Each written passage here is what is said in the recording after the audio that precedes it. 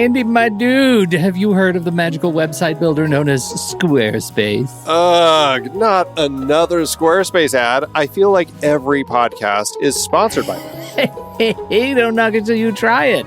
Yes, okay, it is overhyped, but actually it lives up to the hype. Squarespace is like a website fairy godmother. With a click of a button, your site transforms into a beautiful masterpiece. A website fairy godmother? That sounds interesting. What makes it so magical? Well, for starters, those slick templates make anyone look like a professional web designer. Pick one, customize the colors and fonts to match your brand, and voila. Plus, the drag and drop fluid engine is so easy, your grandma could build a site on Squarespace. Well, she did knit me a lovely scarf last Christmas. Maybe website design is next. Exactly. And when you're ready to sell your Nana's handmade scarves online, Squarespace has built-in e-commerce. Add a store with one click. Get flexible payment options. Then watch those sales roll in. And when she wants to teach others her steezy scarf skills, Squarespace's new courses feature is just the ticket.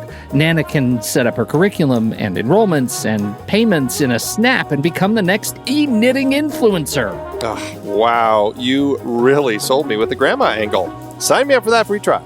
Just go to thenextreel.com/Squarespace and transform your site into a beautiful Squarespace masterpiece. Well, thanks, Pete. Even though it's overhyped, Squarespace actually sounds perfect for Nana's site's needs. Appreciate the warning on the ads, though. I'll brace myself next time I listen to a podcast. Anytime. Let me know if you need any help getting that site up and running.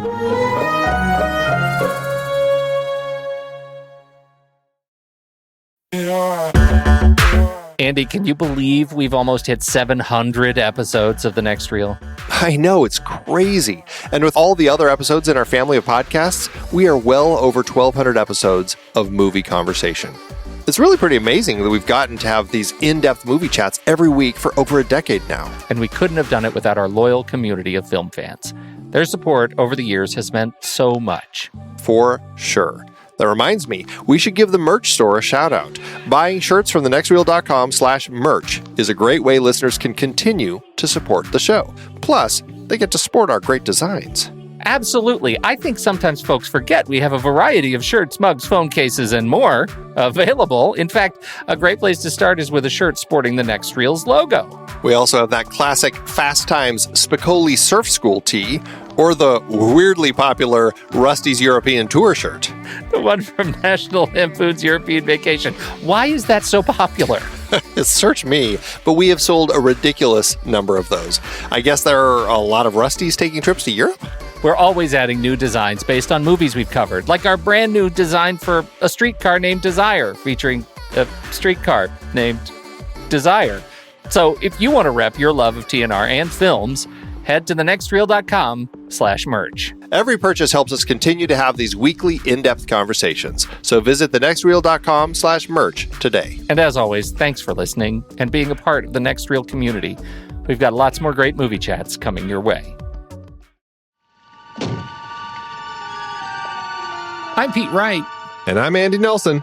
Welcome to The Next Reel. When the movie ends, our conversation begins. Le Samouraï is over. Don't forget your hats. Tu as des ennuis? Il faut trouver le moyen de la faire craquer, alors elle parlera. Que le juge d'instruction n'est plus qu'à l'inculper de faux témoignages ou de n'importe quoi. Et le petit Jef Costello, on le fera asseoir ici sur une chaise. Jef Costello. Personnage central d'une intrigue dramatique. Le Samouraï, un film de Jean-Pierre Melville. Raccrochez-le. Allez. Andy, did you know when you started watching this movie that it was going to be a case example for secret agent cosplay?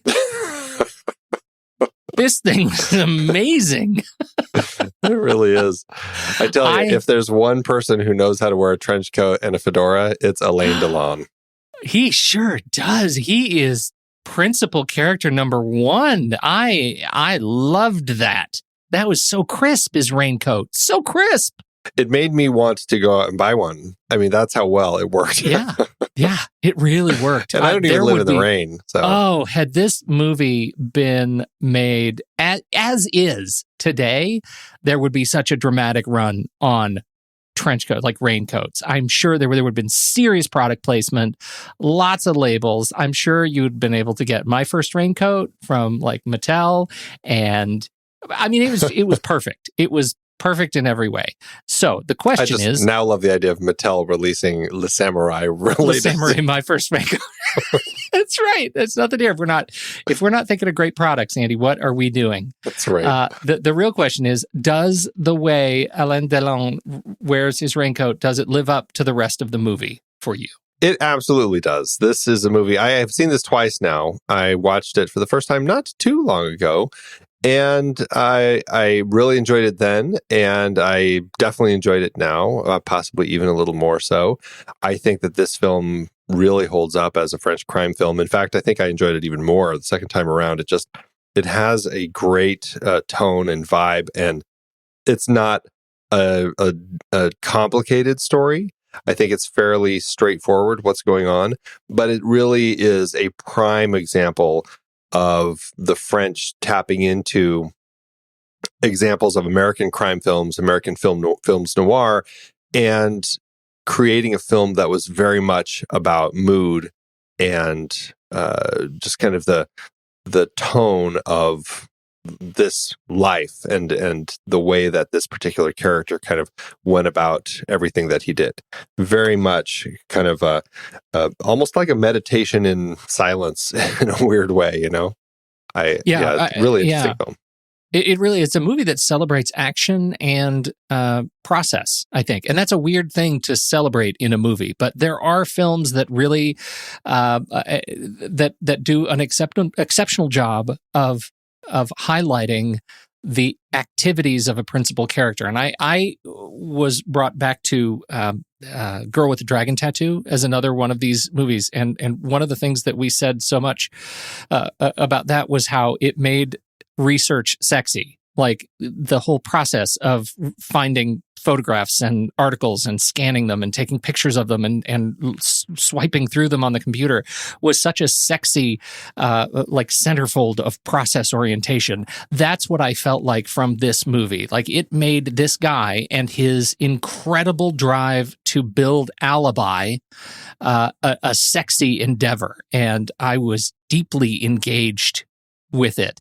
It also, I think, removed the sort of lens of the just sort of criminal agency. Like there was no. It felt like as weird and as sort of artifactual as the trench coat and hat are in this movie, because now we don't wear trench coats and hats. It's become a thing that is the secret agent, like de facto standard uniform, because of the way those elements, those sort of tropey elements integrate into this movie. It sort of just pulls back the veil on the way criminality interacts with mainstream, in this case, Paris. And so in that regard, I loved watching this in the trio of films that we have already started with in our now going to be a lifelong obsession with French crime films, because they're awesome. How did this hit you in parallel with or in sequence with Rififi and Letru? Well, that's a good question. I mean, obviously we have the color difference, which is one factor that I'm sure we'll talk about. The fact that this one is in color, the others were in black and white. But this film, I think it does feel like we're seeing a progression, and we've gotten a little bit out of order. Rififi was 1955. Letru was 1960. This one was 1967. I do feel like by the time we get to this film, there has been some progression in the way that, and I know it's a sampling of three. It's not a great sample by any stretch of the imagination, but still, just looking at these, I can definitely see a progression from those first two to this, as I guess you could almost say like that French New Wave really started kicking in and influencing the way that these stories were being told, because this film, while the others certainly do have a sense of realism that was integrated into them. This film definitely takes all of that, and we still have that in it, but we also just get, like I was saying, it's almost like this meditation. It's kind of this a little more of an internal examination of this particular character. We're not so much focused, like you said, on the criminal element on one side of him. There's a little more focus on the police side on the other side as they're trying to pinpoint this guy. But really our focus is this one guy as he's just kind of navigating this, trying to kind of make his way through. And so I think, it's not perfectly clear, but I do feel that there are some signs that there are changes in the way that the French are telling these stories, as this one kind of moves into a little more of a new wave sort of tone. Interesting, too, if you maybe compare it to some of the 60s and 70s crime films here, right? I mean, if you look at this next to a movie like Marathon Man, right? Or, I don't know, what are some other ones that we talked about? I was thinking about Thief, specifically. Thief, yeah, Michael that's Mann. a great one. A great example. And you can really see some of the parallels there, too, as you're sort of removing the artifice of crime, the sort of fanciness of crime, and instead you're just demonstrating crime. Like, this is what it looks like, and these are the real people, sort of real in quotes, real people who are executing on these things. And this is we're going to remove the emotion and just let you see it. And we believe that the story is strong enough, the action is strong enough to hook you and keep you with us to the very end. And I would say with Samurai, that is absolutely the case. Yeah, it's a really interesting example of a crime film because it does have such a tone to it, and you can really see how somebody like Michael Mann would pull from it as a source for, I mean, not even just Thief, but I would say even Heat. You can really get a sense of kind of that the pensive criminal and the quiet criminal who does his job, does it well, and is always working to get ahead, but it's done in just this kind of very kind of methodical fashion. It's really interesting the way that it is portrayed and becomes something that does turn into such an influence. What do you think about the color black and white thing? I mean, this movie, it's in color, and coming off of these last two films that I found were so satisfying, I wonder, was that jarring for you? I actually ended up really liking the color. I think that the reason is because Jean-Pierre Melville did such a great job of making this world feel like it's a part of Jef, our protagonist here. It feels as bleak and lifeless as he is when we're with him. We only really kind of get into the color when he goes to the club or goes to different areas. And I find that really telling, the way that they chose to make this film. It doesn't really, it's not strictly like just kind of a black and white world that he lives in, but it is very muted, very kind of drab, lifeless, whether it's in his apartment or whether it's when he's, stealing the cars, which always have that same kind of grayish tone, or when he's driving to the mechanic to get the plates changed. It always feels very gray and bleak. And I think that because of that, I found that the color palette was really effective because of the way that it always felt like very planned, the way that Melville was creating this world and using the colors that he had around him. On that we disagree, but I think I'm wrong. And the very first note of the film, I wished it was black and white. I mean, as the smoke is sort of wafting across the room, I wanted it black and white. I wanted to see him adjust his hat and watch those shadows below his hat and within the collar of the trench coat go straight to black. I wanted it black and white. I wanted every sequence under a streetlight to be black and white.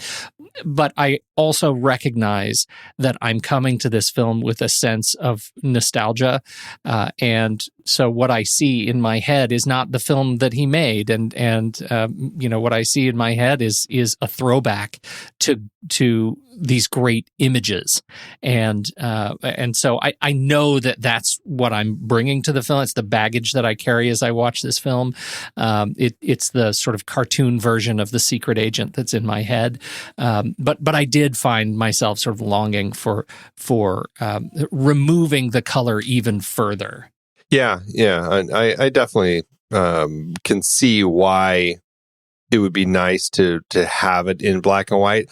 I guess I just find it so impressive the way that he designed it. And it's funny that the first shot is the one that stood out to you as the one that bugged you so much and made you want to see it in black and white, because I felt like he did such a good job of making it feel almost like black and white. It does. And this is like me. I can't even just talk about looking a gift horse right in the mouth. Like, I'm not satisfied with anything. Like, it's almost black and white. It's not black and white enough.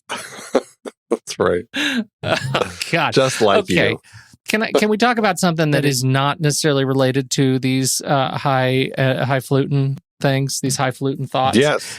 Is this really how they stole cars in the 60s, with just a lot of keys? Isn't that funny?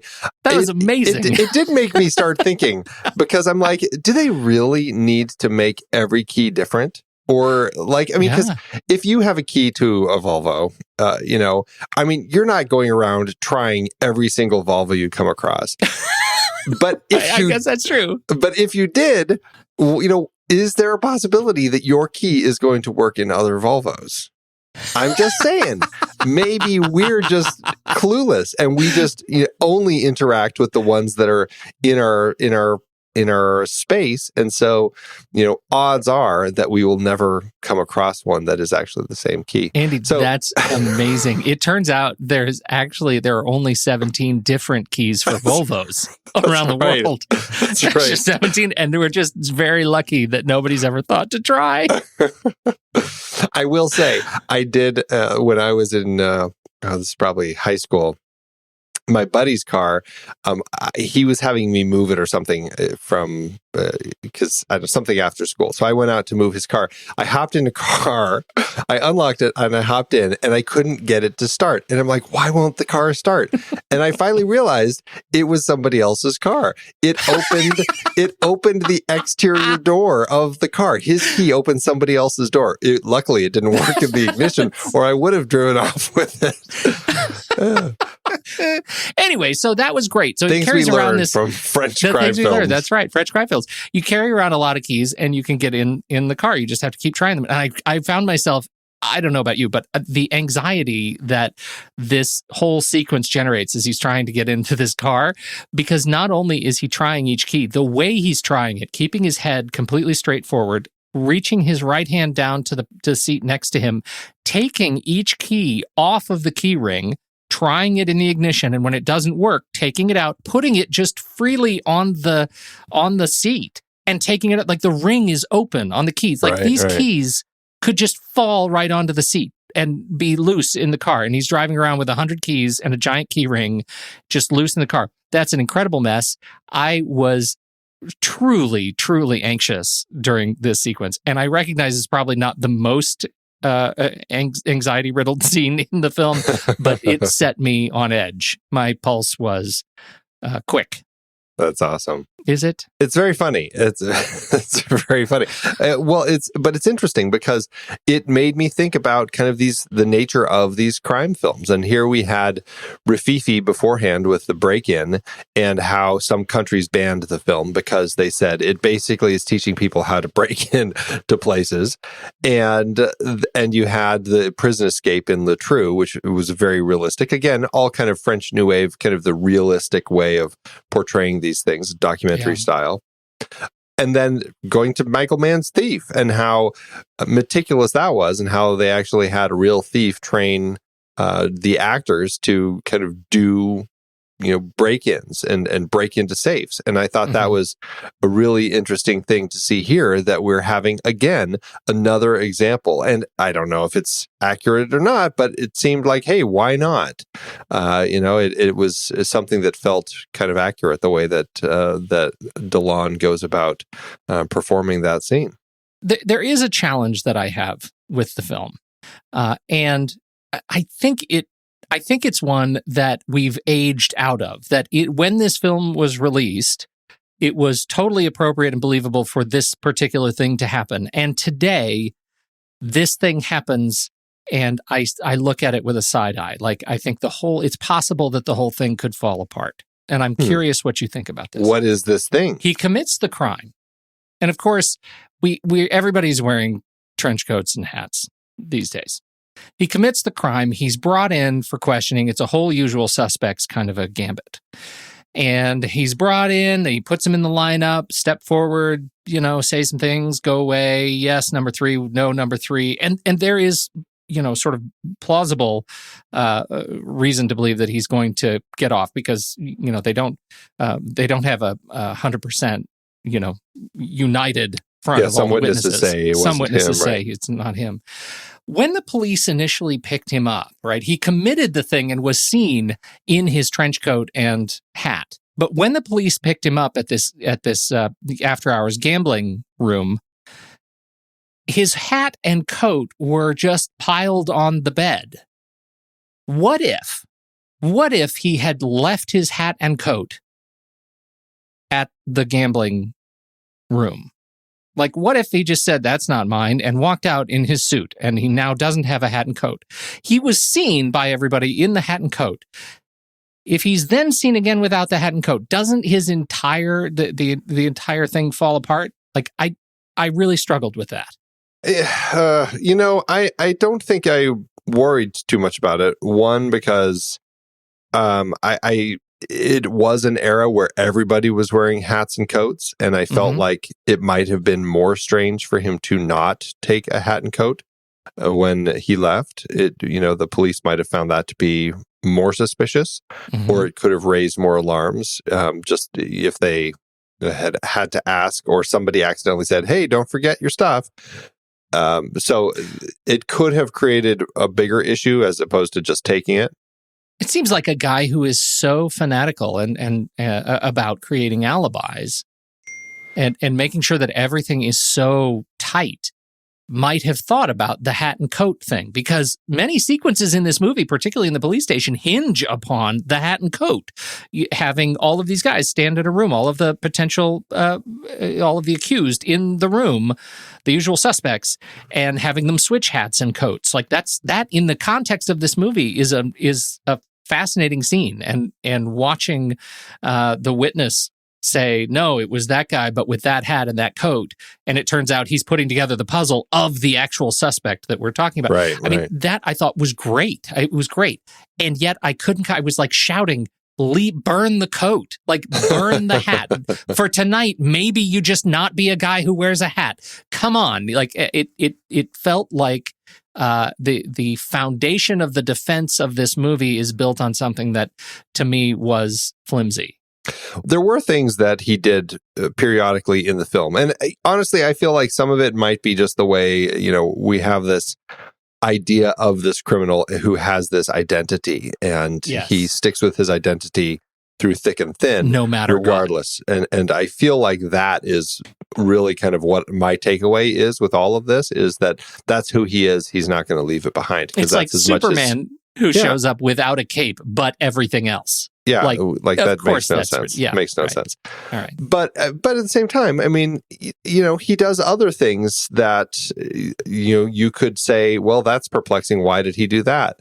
Like when he walks out of his apartment and he throws away what looks like an orange in a bag, but it's actually just a wad of like all of his bloody bandages and everything. Why did he do it right at his front door? Right as he walks out, and he knows he's being tailed. It's like, and at first I was like, okay, so he's dropping that as a lure to see, like, when he comes home, if it's gone, then he knows he was being followed. If it's still there, then he knows he wasn't. But no, it just was him littering, just throwing his trash away out in the street. He would have been better off just throwing it away in his trash can at home, Totally. It was an odd decision to make. Because you'll note that later the two guys, like the two cops, go in to plant the world's largest bug in his house or in his apartment, and they don't check the trash can. Like, it's not like they're searching the house for stuff. No, They probably could have, but they don't. Instead, they plant this brick of a microphone in his windowsill that, of course he later finds because he's so sneaky.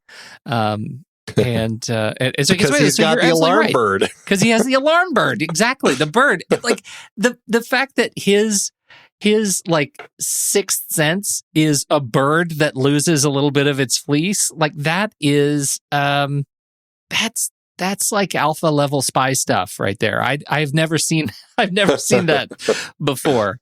And I wonder if there's a reason I haven't seen it again. So it's those kind of perplexing things that I think make that part of the story a little bit flimsy. Yeah, I mean, I totally agree with you. I think all of that's there.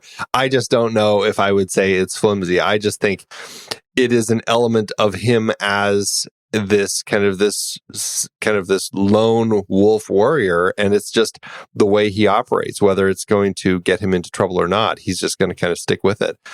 And I find it really interesting that that's his methodology. Like all of those elements they may have hit me sideways, but there are other sort of artifacts of the period that I was super satisfied with. Like, for example, all he has to do is pull his car into his, silent smoking gadget buddy and have the license plates swapped, and suddenly he was okay. He's invisible. Like, those were the days, right, where you could where James Bond could just flip the switch and the license plate thing would twist on his car and he would have a new car. Like, those kinds of things I found totally believable because of, again, my nostalgia for sort of comic book era spies, Dick Tracy stuff, and so I didn't look sideways at that at all. Well, he learned his lesson from when he watched Rififi, which had come out before this. He's like, those guys, they made the mistake of not changing the license plate on that car, and that got them into trouble. And don't forget, at Rififi, they went through the engine. Like, they went hard on that car. Those were serious cops. Serious beat cops. I think we've been kind of talking about our protagonist here and kind of his ways and everything, but I do think it warrants just a little more conversation. Just the fact that the title of this film is The Samurai, or Le Samurai in French, and we even start this film with a quote, which I found it is actually a fake quote come up with by the director when he wrote the script, which I just think is fantastic. The quote is, "There is no greater solitude than that of the samurai, unless it is that of the tiger in the jungle, perhaps." Bushido, Book of the Samurai. Does the book exist, or does he just make up a book too? I don't know if he made the whole thing up or what. Or did he just make up a quote from Bushido, the Book of the Samurai? Because that would be like, great. We're going to start making up quotes like... Yeah, there is Bushido, the Way of the Samurai. So all right. Who knows? Excellent. Maybe he had a copy, but it was not translated to French. So he just like, well, it probably says something like this. Okay, so what do you want to talk about with relationship to this made up quote? So a samurai is a Japanese warrior who works for a lord, and as we know from discussing Ronin, when that lord is killed, then they are left as a wandering warrior with no master, and they become Ronin. Does it make sense? What does it do for the tone of the film to kind of have it called The Samurai? Does that change your perspective on anything that we see over the course of the way that the film plays out? Well, it's hard to tell for me, and I am so glad that you brought that up, because I found myself, I don't know if you're indicating that you were maybe frustrated a little bit by that, but I know I was, and I was frustrated because of Ronin, because of my extensive study of Japanese feudal culture that I learned through Ronin, and extensive, and the fact that I never got a sense in this movie that our hero actually had a lord, right? He felt like he was a Ronin already. He's just a hired gun. Unless what we're seeing is actually his fall, from his lordship. Like, what we're actually seeing is his relationship being torn asunder. That's what I feel that we are getting here. Like, I feel like he is very much this kind of character who, I mean, as they say about him, the crime lord who is hiring him, they say that he's like, I can't remember what he is like, but he's the best, and he's the one who never makes any mistakes and always is the guy who gets the job done and doesn't have to think about it. He does it. And I think that's very effective. It is very effective, but it seemed like there was just a guy in that organization who was constantly protecting Jef from the opinions of others. And that's why their first instinct was to try to have Jef killed. Their very first instinct wasn't to hear the whole story. It was just to off him and get him out of the picture. That felt like something that an inexperienced, a group that was not experienced working with him might do. So I found that questionable. Well, we're coming into, so this is an interesting example of a way that this story is played out because, just a recent example that I'm thinking of is the Kenneth Branagh version of Murder on the Orient Express, because he included an opening crime showing Poirot at his best, how he can solve a crime so effectively, so cleanly, and so efficiently before we get into the bulk of the story when he actually goes on to the Orient Express and solves the crime there. Mm-hmm. This film is, I suppose you could say, kind of like the original Agatha Christie book, where we don't get the backstory. We don't see how effective Jef is for these guys, and we don't see him doing any other jobs. We don't know exactly how he's done. All we know is what they say about him, and I found the quote. They say, I admit they don't come any smarter. That's why we hired him. Mm-hmm. And I think that likely it's one of those examples of kind of this sparse style of filmmaking that they were doing with their storytelling, where they're not going to show us those previous examples. They're just going to say, he's the best, and that's why we hire him. We just happen to come into the story the one time when all of the stuff doesn't quite work as well as it should have, and he ends up getting pointed at as the potential criminal when he by the police and witnesses and everything else. And that is the moment that this crime group, whoever they are, I don't think it's quite a syndicate, but whatever they are, they say, you know what, he's getting too close, we need to kill him.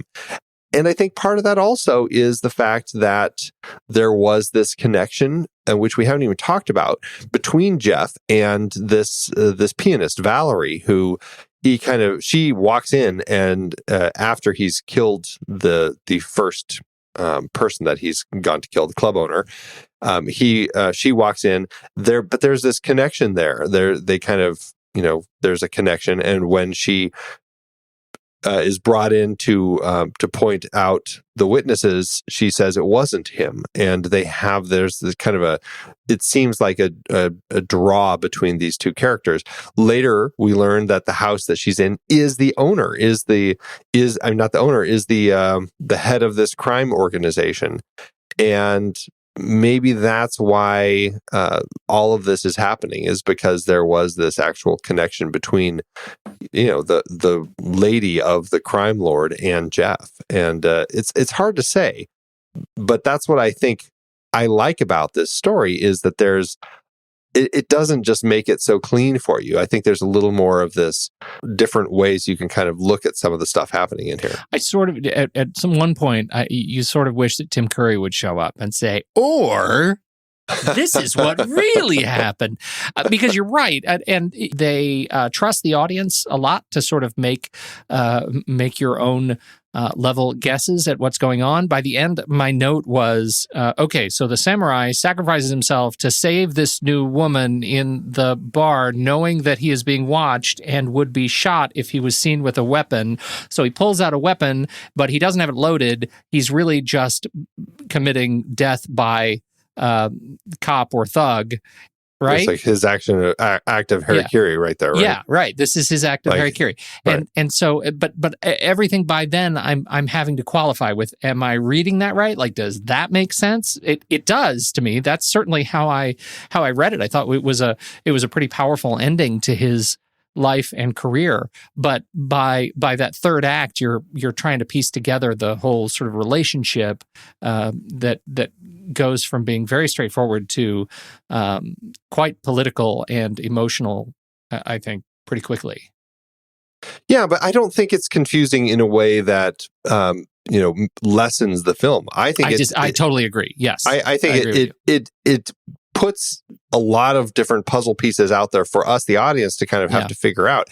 And that's, I think, one of the great strengths of the story, because it just makes it such an interesting story to kind of piece together. Because, like I said, it's not that complicated of a story. He commits a job, he's fingered by the police, and so the bad guys want him out of the way.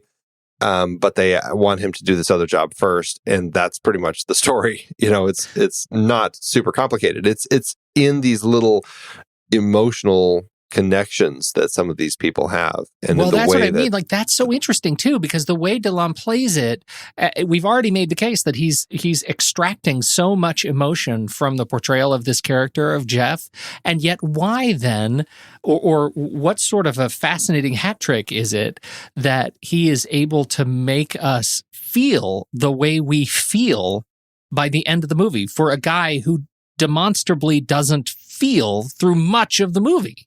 Does he not, though?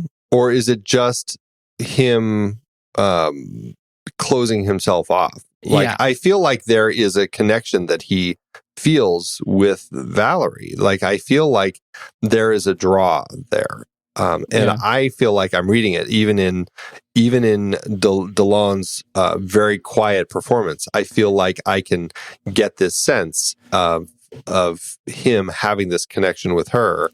Yeah. And I feel like that's, one of the reasons that they assign him this final hit that we don't know about until the end. I find that really interesting. And the way that Delon plays it is so interesting, because he is so silent and so just stoic in his performance that he gives us nothing. We don't really know. But I just feel like you look in his eyes, and there are times where it's interesting, because there was a quote by a critic, Rui Nogueira, about Jef. He says, "His gaze is lost in the distance with no soul behind it. The eyes of a man completely detached from everything." Well, and that is exactly my point. But the beginning of the film, that's exactly who he is. And this is credit to Delon's performance, that by the end of the film, I realized that I have just been bamboozled. I've been hoodwinked, that this is a guy who actually feels very deeply. And I think that is an amazing trick that this movie pulls. And I feel like I get a sense of that when I look into his eyes, because you're at the very beginning. Yes, I definitely see this from Jef. Yeah. But by the time I'm getting to the end and I have him in the club and he's kind of looking at Valerie there at the piano, I feel like I'm getting more out of him, even though it's very much the same look. And I just think that's his performance. I also think it's just the magic of cinema and the way that shots can be edited together to kind of, it's the old montage trick from the old Russian filmmakers, where they would cut the same shot of a face next to a bowl of soup and next to a coffin and a child playing, and depending on what the audience would see, they're like, oh, he's got so much range. You can see him, how hungry he is when he's looking at the soup, and how sad he is when he's looking at his dead mother's coffin, and how happy he is looking at his daughter play. But it's the same shot. And that's, I think, the magic of cinema, is you look at Delon and his eyes, and then you cut to Valerie as she's looking at him. And I just feel like there's this connection there, even though it's probably not. But it's magic. And that's what I love about this. Do we need a trope corner? There's definitely a trope that we have. There's a couple tropes. I don't know if it's a big trope, but we have the time notations throughout. That's kind of something that you do see in some of these crime stories. Is it useful, though? Is that useful? Well, it's an odd thing to include in this film, and I don't know what the benefit of it was in this particular case, because it's pretty straightforward. So I would be curious. I didn't pay that close attention to them, to be honest. So I don't know if it was days that we were watching or just or a week or what. But that would be really funny if they're all like 6 weeks apart and you and I just didn't notice. Right. Just keep doing their clothes. And okay. So I'm with you. I didn't pay much attention to that. Yeah. But the big one, and I definitely think this is one that it's been used quite a bit. It's the trope where gunshots are fired, but we're seeing faces and we don't know who got shot. And this is one of those things where you've got the good guy and the bad guy rolling around. You hear a shot go off. It's like, oh, did the bad guy shoot the good guy? Nope, the good guy shot the bad guy. As you find out, that's definitely the ending here. We see Jef as he's looking at Valerie over the piano. We see her looking. We cut to him and we hear a gunshot, but then his face reacts. And then we find out, we pull back and it's revealed that there are cops here and they're doing the shooting and they have killed him. It's a trope, and it's definitely something that works in the case of this particular film, at least for me. What did you think of it? Even that it's tropey, it works for me almost every time. Like there's a reason it's tropey. Because it's emotionally effective. Particularly here, it's not used, I think, flagrantly. It's not used too casually. It's certainly not used comedically. It's used very effectively as at just the right time. Like, it's earned. By the time we get to the end, it is earned because you legitimately don't know. Like, at least for me, I legitimately did not know what he was going to do. Right? I was that sort of invested in where he was in the film. Was he coming back to end her? Was he that kind of criminal? I think he played the rest of the movie so straight that there was actually an open question, and that makes this entire trope that much more effective. Yes, definitely. It was a very effective trope. I agree. Trope for the win. Trope for the win. Exactly. Point trope. All right. The other thing I wanted to talk to you about is the idea of getting work done. And, part of what makes Jef fascinating to watch is the fact that we're kind of watching him go through the process of all the stuff he's doing to commit the crime, of all the stuff he's doing to create his alibi, of all the stuff he's doing to find a bug, whatever it is. We're just watching him do stuff. Likewise, we're watching the police, and that was a whole aspect of the story we haven't talked about a whole lot, but how fascinating was it to see kind of the head of the police as he's putting a plan into place to figure out this guy and try to trap him. I really enjoyed that nature of this, and that felt very kind of French New Wave, kind of just this documentary approach of kind of watching this stuff happen. What did you think of all of it? Oh no, it was great. The workmanship of this detective as he tries to piece together and tries to get the right suspects and tries to get the right witnesses and tries to coerce in his own way. I don't think, I never got the picture that he was a bad cop, right? He was a good cop trying to do his job, but he was trying to pressure to get data out of these witnesses, right? You get this sense that he wants to create or at least manifest some evidence that fits his version of what happened, and he believed strongly by the end who he thought the main suspect was, and so I thought that was interesting watching him go through the pain of trying to figure that out. By the end, though, there's this one sequence as he says, we had to let him go, and I guess we have to go through the same process with all of these guys, right? It's going to be a long weekend or a long day, or just get ready because we're here for the duration. We have to go through all of this, the same thing with everybody who's here. And it just made the act of police work feel so painful I just think it was really portrayed for me. Like, talk about a guy who delivers on an emotional experience in this movie. If you're not getting it from Delon's character, I feel like you're getting it much more from the police as they demonstrate their craft, so to speak.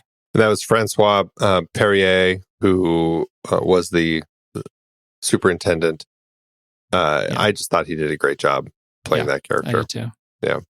And Natalie Delon as Jane Lagrange.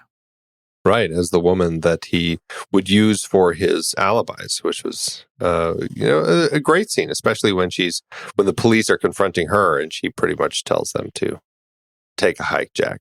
I can't figure out if during the sequence where she's being pressured by the police, isn't that an interesting sort of depiction of that exact pressure I'm talking about that we get to see him go through? Like you can tell he really needs her. He needs her to come clean about this, and she just won't. And he just can't get enough out of her to actually make the case that he needs to have made.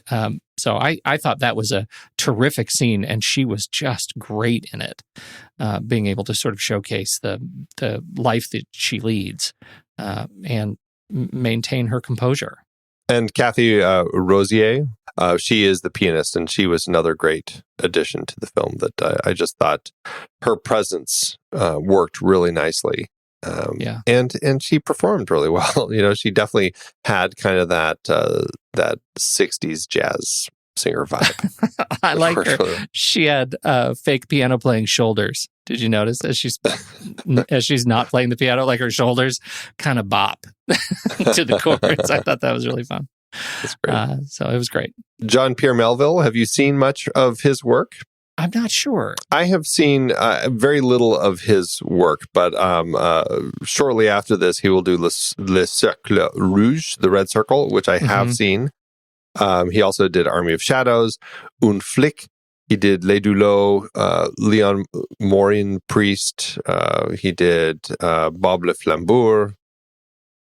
He's done quite a bit. Les Enfants Terribles was 1950s, one of his earlier ones, and I think I haven't even seen that. So I think it's fair to say that these are the only things. This is the only thing I've seen, but I am a big fan of Jean Cocteau, and who wrote the novel for Les Enfants Terribles. Right. I think I should see that immediately, like post haste.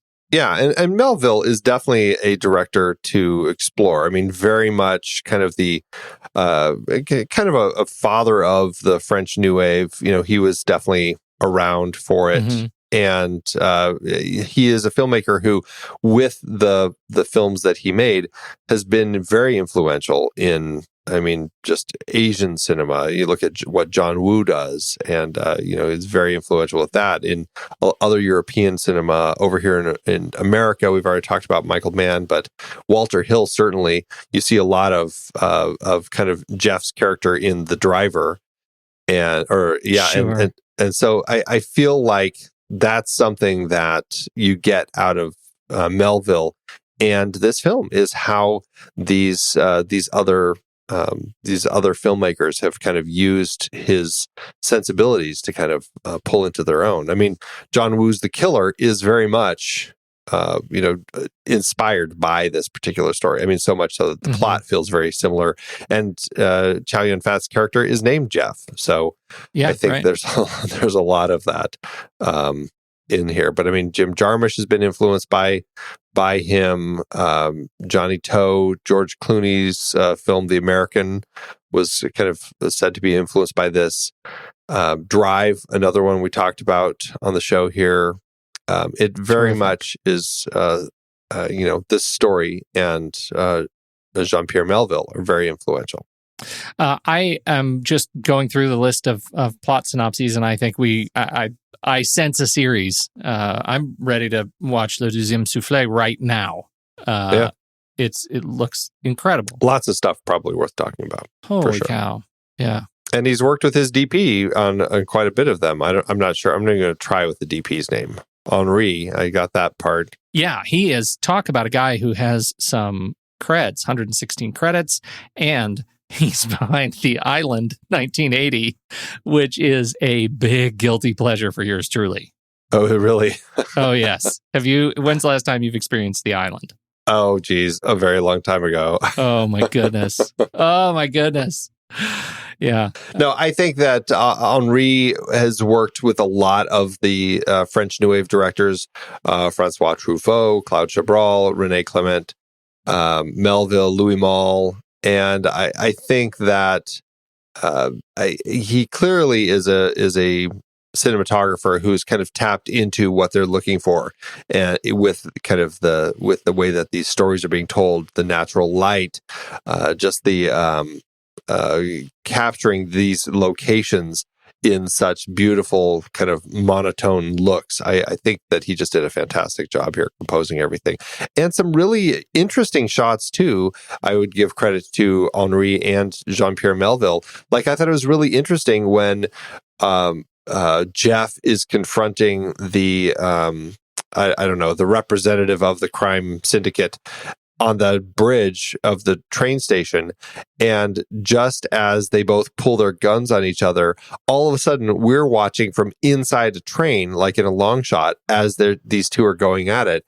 And we're just seeing it like through the window, past all the barricades and everything, as we see these two guys scuffling. And I was like, what an interesting decision to kind of cut to that at that particular moment. It was a really interesting choice that they made that I found extremely effective.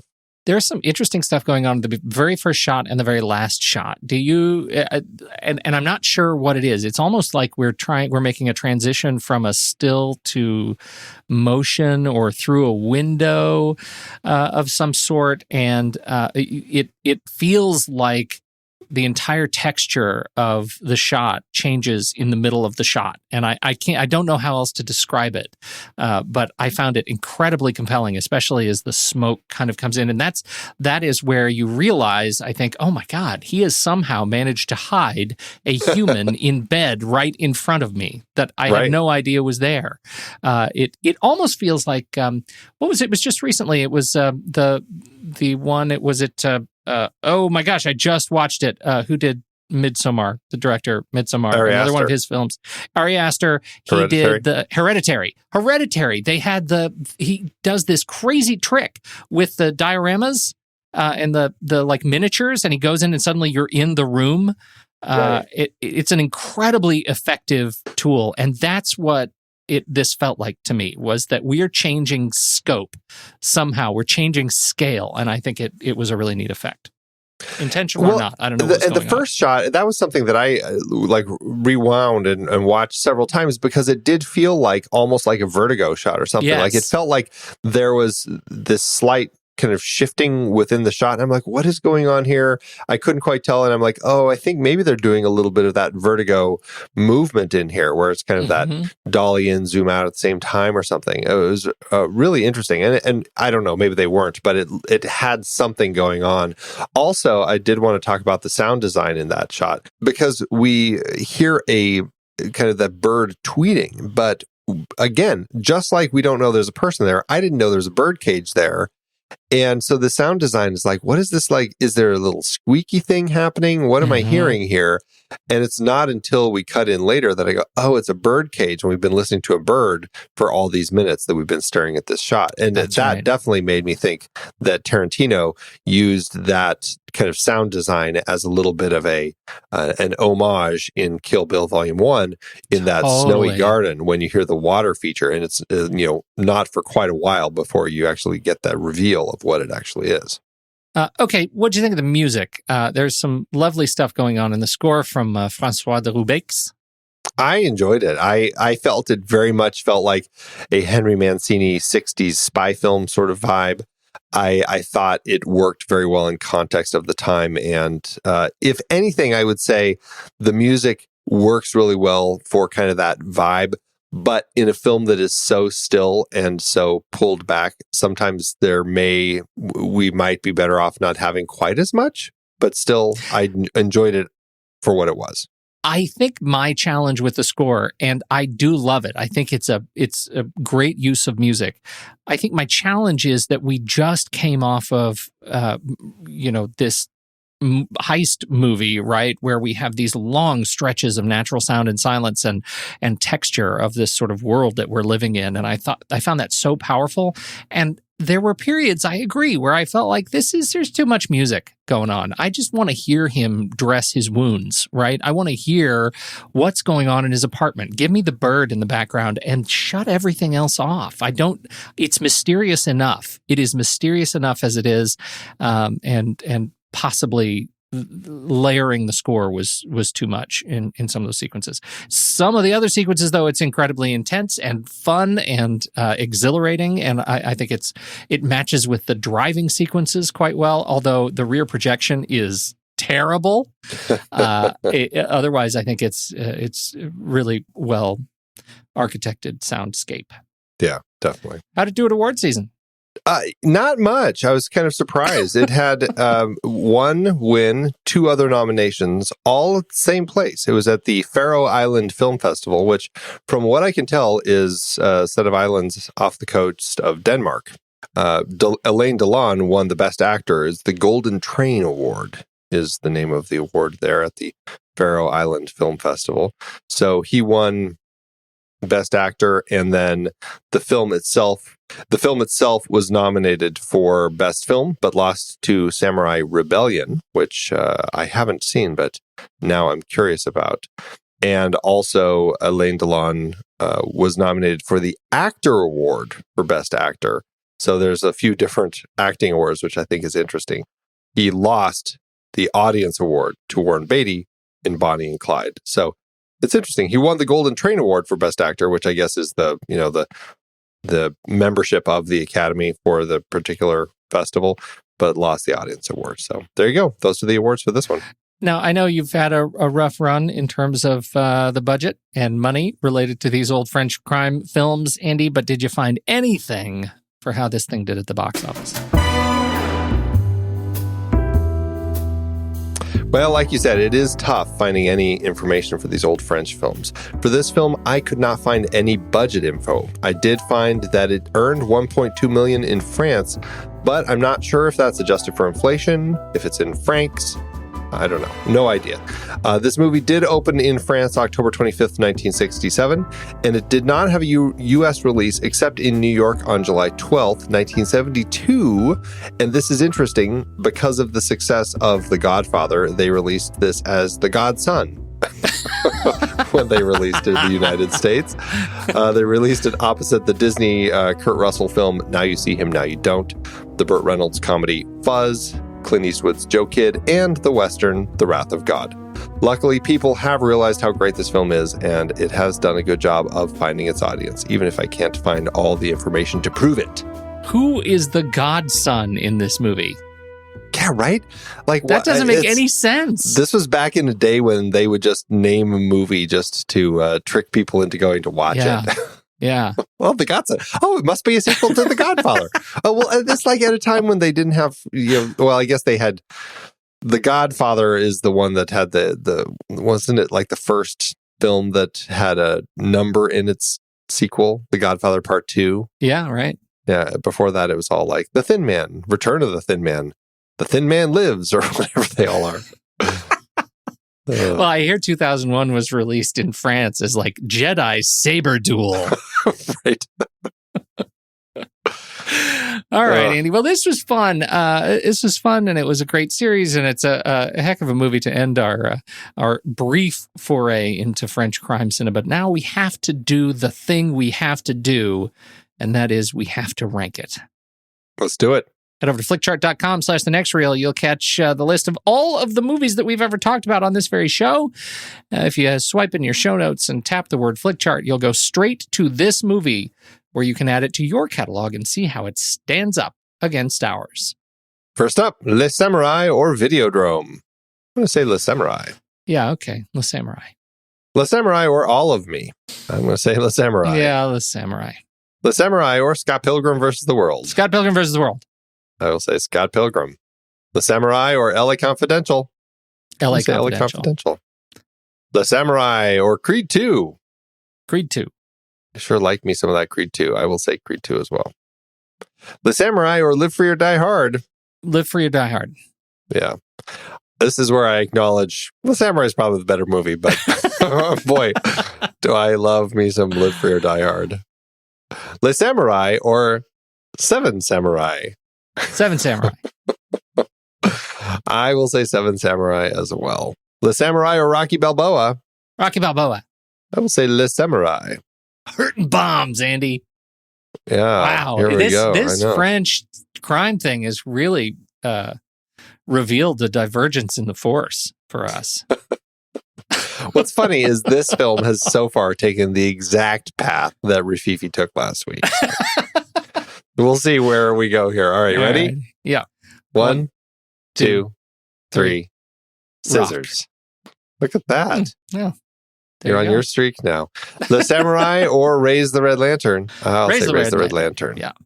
That, and it did not let us rank it against Rififi, which is between this and Raise the Red Lantern. Okay, so let's just do it. Let's just, you and me, let's just do it just for us, just so we know as gentlemen. Okay. I would say Le Samurai. I would say Rififi. Wow. Look at that. Okay. So maybe it's best that it stays here. Yeah. How'd this do on your personal chart? This did well. This landed at 267 out of 4298, or a 94%. Really 94%. Kind of jumped up there for me. As I look back at it, I really enjoyed this movie, as I have all the movies in the series. I'm always asking the question with these movies, where did the stars start to fall off? And the last two, I haven't been able to really figure that out. And so they perform very well. This one, it was very easy for me to realize when I started losing touch with the movie. And as much as I love the tone and the texture and the style and the performances, I just couldn't get past some of those narrative issues. And so it landed on my flick chart at 342 out of 1437, which is a 76%. And if I am to go by the algorithm for letterboxd.com/thenextreel, it says it should be a 4-star film out of 5. I'm feeling okay about that. I could go to 4.5, but it's not a 5-star for me. Where'd it go for you? Well, this film's a 5-star for me, Pete. 5-star and a heart. And I'm a little shocked and disappointed that... but it's still a good movie, man. Yeah, well, hey, whatever. Next time I see you, we can fight about it real hard. So where are you landing then? I'll go with 4 stars. I'll go with 4 stars. We'll make it a solid 4.5 for the account. You are a terrible person, and I'm better because I did not bully you. You will note on either of your scoring here. Wait a minute. You go. Wait a minute. At what point? Okay, I've bullied you a little bit, but I was just unveiling what the truth for you. You have done. I invite you to bully me. Convince me, man. No, it's that's what our conversation was for. Apparently, I did a poor job in the conversation. Noted. But they're all great films. They're that's all the thing. Great films. Yes, they are great films. This was really fun to watch, and I am disappointed. I'm sad that it is coming to a close. I can't wait to come back to this, hopefully sometime soon. But we'll just be aware if and when we do come back to this, we picked the 3 highest rated. So they're just going to be getting worse and worse as we continue. I don't know. I'm looking. I look at the rankings of these movies, and it takes a long time for them to drop below 7 on the IMDb star scale. So we've got enough to pick from, I think, to have a good time. Yeah, I think so. All right. I agree. Where do we go from here? We are going to be shifting gears, and we're going to be looking at American filmmaker Spike Lee, and we're going to be looking at 3 of his films. An early one, Do the Right Thing, one from the middle area, Bamboozled, and his most recent Oscar-winning film, Black Klansman. And we should say, for those who are following along as we do this film, this series, obviously Do the Right Thing is pretty easy to find. And Black Klansman's exceptionally easy to find. Bamboozled is a little tricky to find, and it's our fault that the timing has not worked out in our favor, because it's coming. We're just too early for it. Yeah, thanks a lot, Criterion. You're supposed to be working Criterion. With us. We thought we had a spiritual partner in Criterion, and alas, we don't. It's coming. When is their Criterion Collection version of Bamboozled coming out? March 17th? March 17th, I believe, yeah. Okay, so March 17th. Shortly after our episode drops.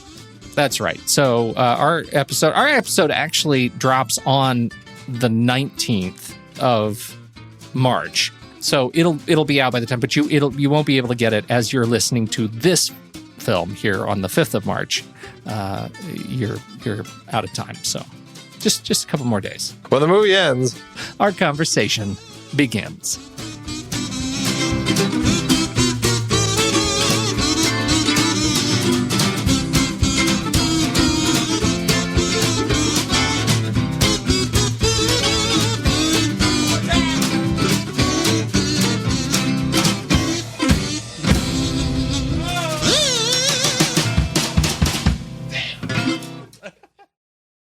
Amazon giveth, Andy. As Amazon always doeth. And Amazon doth giveth about these films. This one, I have a 1 star, if you don't mind, from Jack, circa 2012. If you don't mind, I contacted young Werner, and he's ready to join us. Let's hear it. This character just wanders around and around. Little happens. I like good Eurofilms like Becker's Touche Pas or Grisby. But this Melville film is your worst fear come to life as you watch some character walk around from place to place without much or any drama, though he is a killer.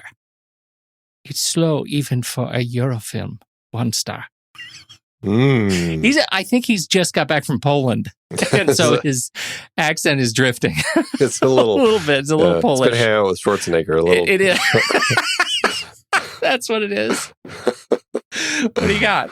Well, I have a 1 star by The Izzy, who watched this a little more recently, 2017, on Amazon Prime, and had this one word to say about the film. Are you ready for this? Do I need to sit down? I don't know. Do you? Okay, I'll just hold on to the desk. There you go. Here we go. Ready? Schlack! Let me do it again. Ready? Okay. Schlack! Now, I don't know if the Izzy meant schlock. I was wondering because I think, don't you schlack it's not things shellac as a preservative. It's not shellacking. This is schlack. This is like a new word, and I'm very curious what the Izzy actually means by this. I assume it's bad because it's a 1 star word. Apparently, schlack. How do you spell it? SHLACK.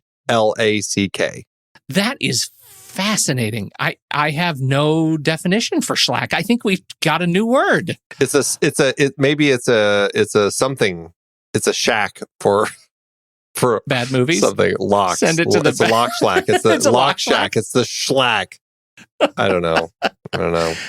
Okay, well, we're going to need to work on a definition for this because we might need to work it into the vernacular. I think schlack needs to be in the vernacular. Yeah, everybody needs to start saying it more often when they're talking about one-star films. It should mean something different every time. Good luck with that. Good luck with that. Thanks, Amazon.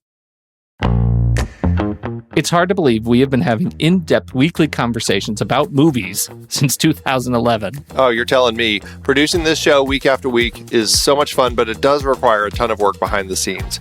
If you'd like to help support our efforts, one easy way is by using our Originals page when shopping for books and movies that we've covered. Your purchases made through our links give us a small commission at no extra cost to you and allow us to keep having these great discussions. We are highlighting adaptations from Season 9 over at our Originals page, thenextreel.com/originals. That's the site where listeners can purchase the source material for all of our adapted film discussions. We had a big Robin Hood series this season, looking at 9 different versions on screen.